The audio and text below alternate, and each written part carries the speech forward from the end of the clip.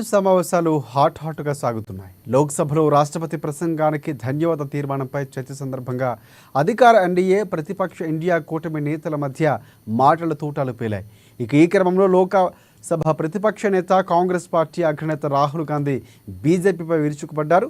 రాసి పెట్టుకోండి, వచ్చే ఎన్నికల్లో ప్రధాని మోదీ సొంత రాష్ట్రమైన గుజరాత్లో బీజేపీని ఓడిస్తామని పార్లమెంటు సాక్షిగా రాహుల్ ఛాలెంజ్ చేశారు.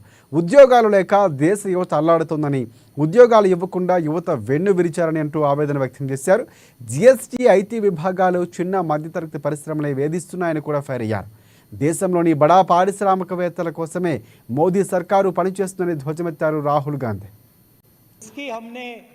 रक्षा की है, देश ने मिलकर संविधान की रक्षा की है और अच्छा लग रहा है अब कि हर 2-3 मिनट बीजेपी के लोग संविधान संविधान संविधान संविधान कह रहे हैं. Because for the last 10 years there has been a systematic attack on the constitution, on the idea of India and on anybody who opposed. There has been just warming up right now. अभी warm up हो रहा है. तो there was a systematic full scale assault on the idea of India, on the constitution and also on millions and millions of people who resisted the ideas being proposed by the BJP, who resisted the attack on the constitution.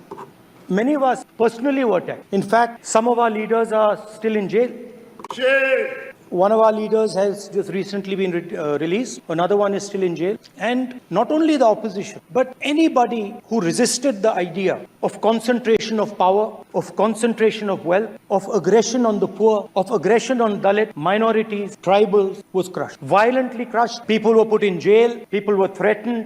And I myself was attacked. Sir, ये संसद TV का नया format देखा है, आधा ये पहले देखा नहीं हमने. I myself was attacked by order of the government of India, by order obviously of the Prime Minister of India,